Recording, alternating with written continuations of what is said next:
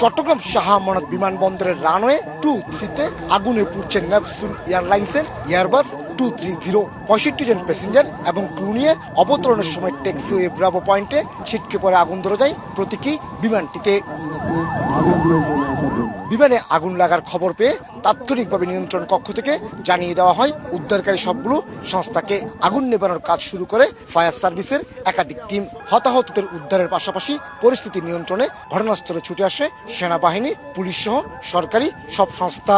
Already একটা feasibility study করা হয়েছে। ইমিডিয়েট যে আমাদের রানওয়েটা মেরামতের কাজ এই শুষ্ক মৌসুমে শুরু হয়ে যাবে এবং পরবর্তীতে আমরা এটা আরো কিভাবে আপগ্রেডেশন করতে পারি আমাদের সেই অনুযায়ী আমাদের সকল প্রকার প্রয়াস থাকবে।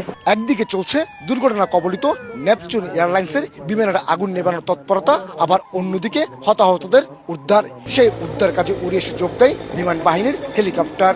হাসপাতালের পথে হতাহতদের নিয়ে ছুটছে একের পর এক অ্যাম্বুলেন্স। সব অর্গানাইজেশন একসাথে সমন্বিতভাবে তারা কাজ করতে পারছে কিনা সেইটা দেখা, এবং এটা একটা ইভ্যালুয়েশন টিম ছিল আজকে যারা এই পুরো জিনিসটা ইভ্যালুয়েট করেছে, এবং অ্যাট দ্য এন্ড ওরা কিন্তু আমাদের কাছে ইভ্যালুয়েশন রিপোর্টটা পাঠাবে। সেই অনুযায়ী যেসব জায়গাতে আমাদের দুর্বলতা ছিল, আমরা জীবন এবং সম্পদ বাঁচাতে পারি, সেগুলো আমরা বিবেচনায় নিয়ে ভবিষ্যতে আমরা এগিয়ে যাব।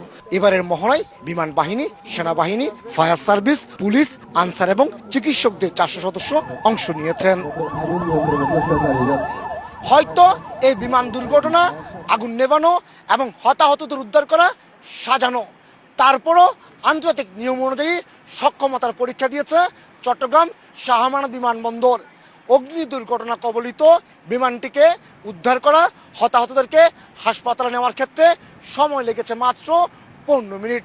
বলা চলে সক্ষমতার পরীক্ষায় উত্তীর্ণ হয়ে গেছে চট্টগ্রাম শাহ আমানত বিমানবন্দর।